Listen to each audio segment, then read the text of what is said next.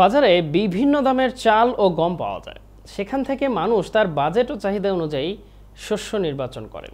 সাধারণত ভালো এবং প্রিমিয়াম মানের চালের দাম প্রতি কেজি প্রায় 100 থেকে 200 টাকা হতে পারে। তবে পৃথিবীতে এমন চালও আছে যা বিক্রি হয় রেকর্ড দামে।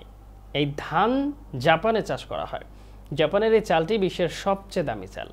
মূল্যের কারণে এর নাম গিনেস ওয়ার্ল্ড রেকর্ডসেও রেকর্ড করা হয়েছে। ভাতে প্রচুর পুষ্টি রয়েছে, তবে কিনমেমাই প্রিমিয়াম রাইস রোগ প্রতিরোধ ক্ষমতা বাড়ায় বলে দাবি করা হয়। এই জাপানি ধানের মোট 5টি জাত উদ্ভাবিত হয়েছিল 17 বছর আগে।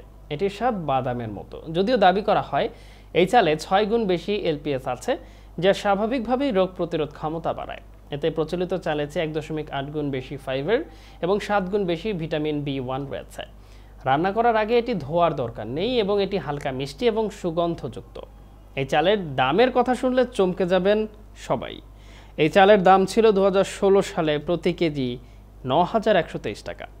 এ সময়টিকে বিশ্বের সেরা চাল ঘোষণা করা হলেও বর্তমানে এর দাম বেড়েছে 10,000 টাকারও উপরে।